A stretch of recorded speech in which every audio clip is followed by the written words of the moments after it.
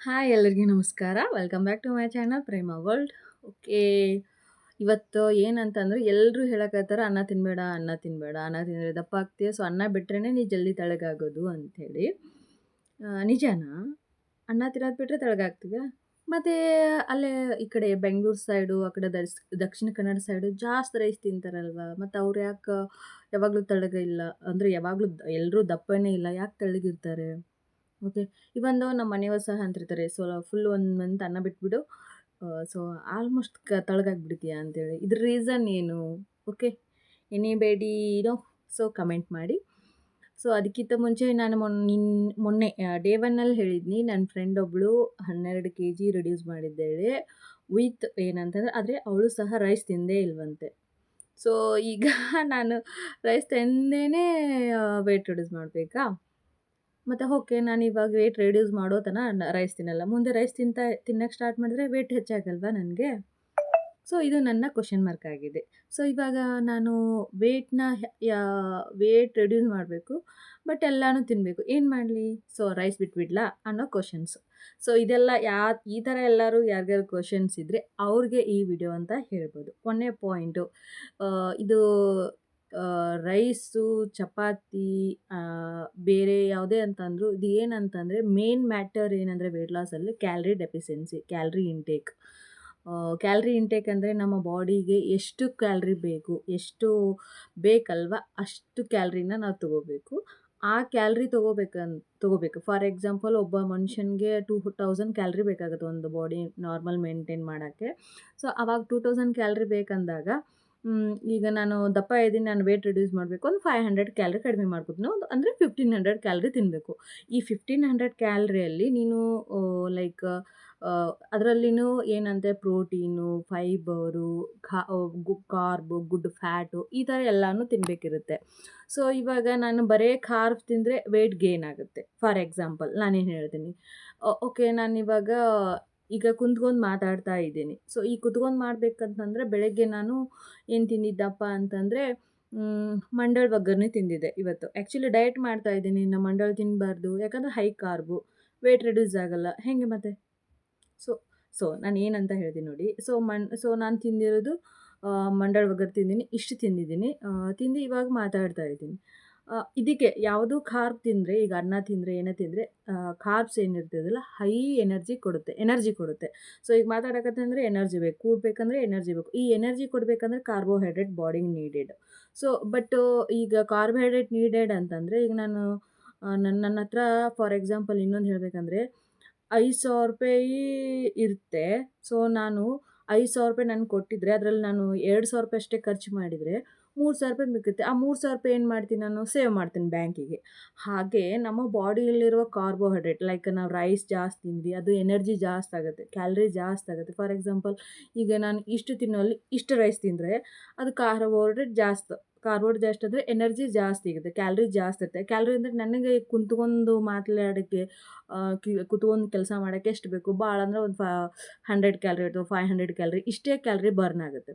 So ಉಳಿದಿದ್ದೇನು ಉಳಿಯುತ್ತೆ? Remaining ನನ್ನ body ಒಳಗೆ ಫ್ಯಾಟಾಗಿ ಸ್ಟೋರೇಜ್ ಆಗುತ್ತೆ.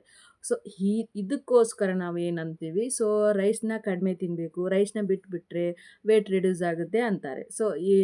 ಸೊ ಈಗ ನಮಗೆ ರೈಸ್ ತಿಂದೇನೆ ಇರೋಕ್ಕಾಗಲ್ಲ, ಹೆಂಗೆ ಮಾಡೋದು ಅನ್ನೋರು ಏನು ಮಾಡ್ಬೋದು?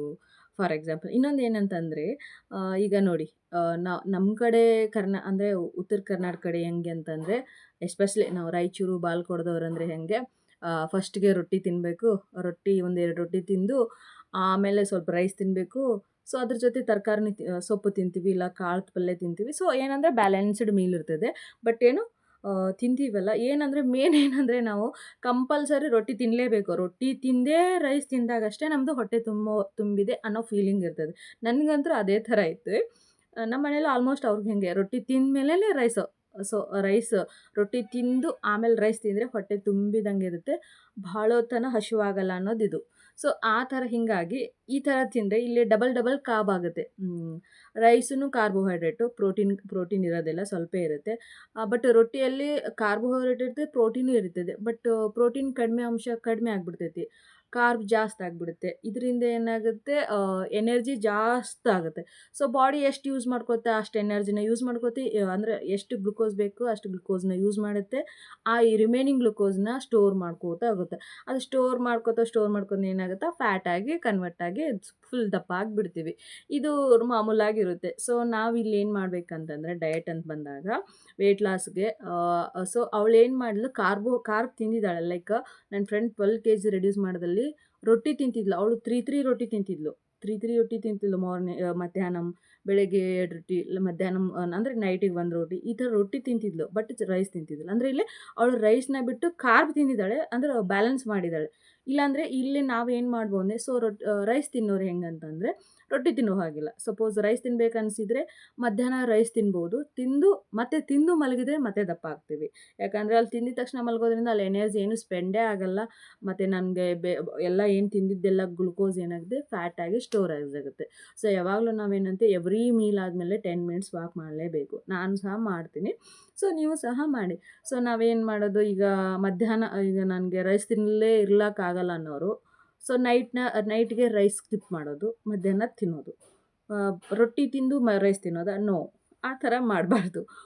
ಸೊ ನೀವು ರೈಸ್ ತಿನ್ನಬೇಕಂದ್ರೆ ರೈಸ್ ತಿನ್ಬೋದು. ರೈಸ್ ಜೊತೆ ಹೈ ಪ್ರೋಟೀನ್ ಕಂಟೆಂಟ್ ತಿನ್ನಬೇಕು. ಫಾರ್ ಎಕ್ಸಾಂಪಲ್ ಕಾಳುಗಳು ರಾಜ್ಮಾ ಅಥವಾ ಅದು ಬಿಳಿ ಕಡಲೆಕಾಳು ಅಂತಾರೆ ನೋಡಿರಿ, ಕಾಬೂಲ್ ಕಡಲೆ ಅಂತಾರೆ ಅದನ್ನು, ಈ ಥರ ಜಾಸ್ತಿ ಹೆಸರು ಕಾಳು ಆ ಥರ ತರಕಾರಿ, ಸೊಪ್ಪು ಇದನ್ನು ಜಾಸ್ತಿ ತೊಗೋಬೇಕು. ಯಾಕಂತಂದರೆ ಅದನ್ನು ಬಾಡಿಯಲ್ಲಿ ಶುಗರ್ನ ಸ್ಪೈಕ್ ಮಾಡಕ್ಕೆ ಬಿಡೋದಿಲ್ಲ. ಅಂದರೆ ಜಲ್ದಿ ಶುಗರ್ ಲೆವೆಲ್ನ ಹೈ ಮಾಡಕ್ಕೆ ಬಿಡಲ್ಲ. ಇದು ಯಾವಾಗ ನಾವು ಪ್ರೋಟೀನನ್ನು ಕಾಂಬಿನೇಷನ್ ಆಗಿ ತಿಂತೀವಿ ನೋಡಿ, ಸೊ ಸ್ಪೈಕ್ ಮಾಡಕ್ಕೆ ಬಿಡಲ್ಲ. ಅಂದರೆ ಯಾಕೆ ಸ್ಪೈಕ್ ಆಗೋದ್ರಿಂದ ಏನು ಯೂಸ್ ಇದೆ, ಎದಕ್ಕೆ ಆ ಥರ ಸ್ಪೈಕ್ ಆಗಬಾರ್ದು, ಯಾಕೆ ಮಾಡಬಾರ್ದು ಅಂತ ಅನ್ನೋದಾದರೆ ಫಾರ್ ಎಕ್ಸಾಂಪಲ್ ಏನಂತಂದು ಹೇಳ್ಬೋದಾದರೆ, ಇವಾಗ ನೋಡಿ ಎನರ್ಜಿನ ಅಂದರೆ ಈಗ ಬಾಡಿಲಿರುವ ಗ್ಲುಕೋಸ್‌ನ ಸ್ಲೋ ಆಗಿ ರಿಲೀಸ್ ಮಾಡಿದರೆ ನಾವು ಸ್ಲೋ ಆಗಿ ಖರ್ಚು ಮಾಡ್ಕೋತಾ ಹೋಗ್ತೀವಿ.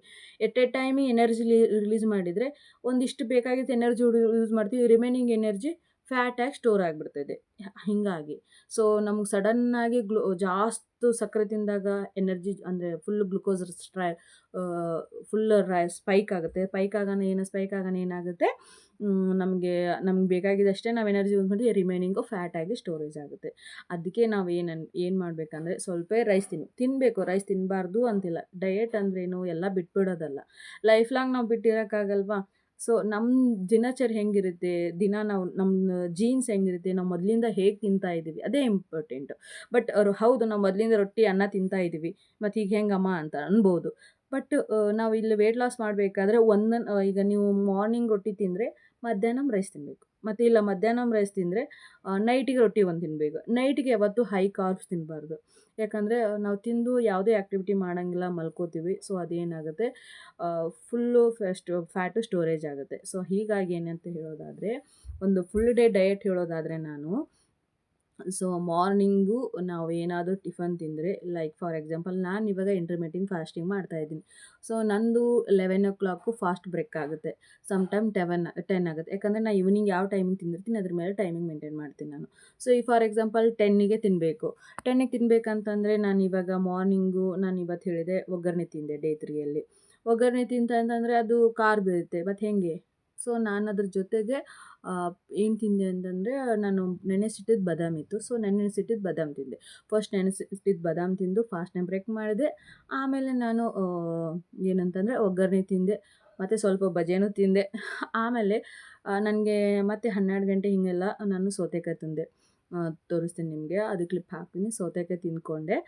ಆಮೇಲೆ ಮಧ್ಯಾಹ್ನ ನಾನು ಏನು ಮಾಡಿದ್ದೆ ಅಂದರೆ ಏನು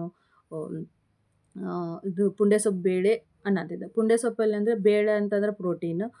ಪುಂಡೆ ಸೊಪ್ಪು, ಮೆಂತ್ಯ ಸೊಪ್ಪು, ಕೊತ್ತಂಬರಿ ಸೊಪ್ಪು ಇವೆಲ್ಲ ಸೊಪ್ಪುಗಳು, ತರಕಾರಿಗಳಂದರೆ ಫೈಬರು. ಸೊ ಹೆಲ್ದಿನೂ ಇರುತ್ತೆ. ಸೊ ಈ ಬೇಳೆ ಅದಕ್ಕೆ ಸ್ವಲ್ಪ ರೈಸ್ ಹಾಕ್ಕೊಂಡು ನೀಟಾಗಿ ಮಿಕ್ಸ್ ಮಾಡ್ಕೊಂಡು ತಿಂದೆ. ಸೊ ನಾನು ನಿನ್ನೆನೇ ಒಂದು ವಿಡಿಯೋದಲ್ಲಿ ಹೇಳಿದ್ದೀನಿ ಏನಂತಂದರೆ ನಾನಿವಾಗ ಪ್ರೋಟೀನ್ ಪೌಡರ್ ಅಂತಲೇ ಹೇಳ್ಬೋದು. ಅದು ಆ್ಯಕ್ಚುಲಿ ಅಗಸೆ ಪುಡಿ ಅಂತ ಹೇಳೋದನ್ನು ಭಾಳ ಯೂಸ್ಫುಲ್ ಇರುತ್ತೆ. ಸೊ ಆ ಅಗಸೆ ಪುಡಿ 1 ಸ್ಪೂನ ಹಾಕ್ಕೊಂಡು ತಿಂದೆ. 1 ಕೆಲವೊಮ್ಮೆ 2 ಸ್ಪೂನ್ ಹಾಕ್ಕೊಂಡು ತಿಂದೆ. ಯಮ್ಮಿ ಇರುತ್ತೆ, ಟೇಸ್ಟ್ ಇರುತ್ತೆ. ಸೊ ಅದನ್ನು ಹಾಕ್ಕೊಂಡು ತಿಂದರೆ ಇನ್ನೂ ಟೇಸ್ಟ್ ಬರುತ್ತೆ. ಸೊ ಅದನ್ನು ಮಧ್ಯಾಹ್ನ ಮಾಡಿದೆ. ಸೊ ಈಗ ಮಾರ್ನಿಂಗು ಕಾರ್ಬು, ಮಧ್ಯಾಹ್ನ ಕಾರ್ಬ್ ಆಯಿತು. ನೈಟಿಗೆ ಏನು ಮಾಡೋದು? ಸೊ ನೈಟಿಗೆ ಇದ್ದಲ್ಲಿ ಇಲ್ಲೇನು ಮಾಡಬೇಕು, ಕಾರ್ಬನ್ನು ಬಿಟ್ಟೇ ಬಿಡಬೇಕು. ಪ್ರೋಟೀನ್ ತಿನ್ನಬೇಕು. ಐದರ್ ಮೇ ಬಿ 2 ಎಗ್ ತಿನ್ಬೋದು. ಸೊ ನಾ ಇವತ್ತು ಸಾಟರ್ಡೆ ಎಗ್ ತಿನ್ನಲ್ಲ. ಸೊ ಪನ್ನೀರ್ ಬುರ್ಜಿ ತಿನ್ಬೋದು. ಇಲ್ಲ ಅಂತಂದರೆ ಸೋಯಾ ಬುರ್ಜಿ ತಿನ್ಬೋದು. ಸೊ ಇದು ಆಗಲ್ಲ ಅಂತಂದರೆ ಪ್ರೋಟೀನ್ ಶೇಕ್ ಕುಡಿಬೋದು. ಸೊ ಇತ್ತು ಇಲ್ಲ ಅಂತಂದರೆ ಬೇಸನ್ ಚೀಲ ತಿನ್ಬೋದು, ಮೂಂಗ್ ದಾಲ್ ಚೀಲ ತಿನ್ಬೋದು. ಮೂಂಗ್ ದಾಲ್ ಚೀಲ ಅಂತಂದರೆ ಹೆಸರು ಕಾಳು ಬೇಳೆ ನೆನೆ ಇಟ್ಟು ಮಿಕ್ಸಿಗೆ ಹಾಕಿ ಅದನ್ನು ದೋಸೆ ಥರ ಹಾಕ್ಕೊಂಡು ತಿನ್ಬೋದು. ಇವೇನಾಗುತ್ತೆ ಹೈ ಪ್ರೋಟೀನ್ ಕಂಟೆಂಟ್ ಇರೋದ್ರಿಂದ ನಮ್ದು ಇಡೀ ಡೇನ ಬ್ಯಾಲೆನ್ಸ್ ಮಾಡುತ್ತೆ. ನಾವು ತಿನ್ನೋದ್ರಲ್ಲೇ ಕಡಿಮೆ ತಿನ್ಕೋತಾ ಹೋಗಬೇಕು. ಓಕೆ, ನಾನು ನಿನ್ನೆ ಹೇಳಿದೆ ದೋಸೆ ತಿಂದೆ ಅಂತೇಳಿ. ದೋಸೆ ತಿಂದೆ, ಬಟ್ ಅದು ಕಾಳು ದೋಸೆ, ಅಂದರೆ ಹೈ ಪ್ರೋಟೀನ್ ದೋಸೆ ಅದು. ವಿದೌಟ್ ದೋಸೆ ಮಾಡಬೇಕಾದ್ರೆ ಆಯಿಲ್ ಯೂಸ್ ಮಾಡಿಲ್ಲ. ಅದ್ರ ಬದಲು ಪೀನಟ್ ಚಟ್ನಿ ತಿಂದೀನಿ, ಗುಡ್ ಫ್ಯಾಟ್ ಇರುತ್ತೆ. ಬಟ್ ಈ ಥರ ಇರೋದ್ರಿಂದ ನಾನೇನು ಹೇಳೋದು, ಈ ಥರ ನಾವು ಫುಲ್ ಡೇನ ಬ್ಯಾಲೆನ್ಸ್ ಮಾಡ್ಕೋಬೇಕು. ಸೊ ಇದೇ ಆಗಿತ್ತು ಡೇ 3. ಫೈಬರು ಒಂದು 3 ಸೌತೆಕಾಯಿ, ಪ್ರೋಟೀನ್ಗೋಸ್ಕರ ಮೊಸರು ವಿತ್ ಪ್ರೋಬಯೋಟಿಕ್, ಮತ್ತು ಹೇಳಿದ್ನಲ್ಲ ಅಗಸೆ ಮತ್ತು ಶೇಂಗಾ ಮತ್ತೇನು ಬಿಳಿ ಎಳ್ಳು ಕೂಡಿಸಿ ಮಾಡಿರುವಂಥ ಪುಡಿ, ಮತ್ತು ಮೆಂತ್ಯ ಸೊಪ್ಪು ಮತ್ತು ಕೊತ್ತಂಬರಿ ಮತ್ತು ಪುಂಡೆ ಸೊಪ್ಪು ಮತ್ತು ಬೇಳೆ ಹಾಕಿ ಮಾಡಿರುವಂಥ ಗಟ್ಟಿಪಪ್ಪು, ಮತ್ತು ರೈಸ್. ನಾನು ತಿಂತಾ ಇರೋದು ರೈಸ್. ಸೊ ಇದೇ ಆಗಿತ್ತು ನಾನು ಡೇ 3ನ ಮೀಲ್. ಸೊ ನಾನು ನೈಸಾಗಿ ಎಂಜಾಯ್ ಮಾಡ್ಕೋತಾ ಸೊ ಯಾವಾಗಲೂ ಊಟ ಮಾಡಬೇಕಾದ್ರೆ ಫಸ್ಟ್ ಫೈಬರ್ ತಿನ್ನಬೇಕು. ಇದರಿಂದ ಏನಾಗುತ್ತೆ ಅಂತಂದರೆ ಊಟ ಫೈಬರ್ ತಿಂದು ನನ್ನ ಫುಡ್ನ ಸ್ಟಾರ್ಟ್ ಮಾಡಿದೆ. ನೈಟ್ಗೆ ಲೈಟಾಗಿ ನಾನು ಒಂದು ಫುಡ್ ತಿಂದು ನನ್ನ ಫುಲ್ ಡೇನ ಮುಗಿಸಿದೆ. ಸೊ ಇದಾಗಿತ್ತು ಡೇ 3.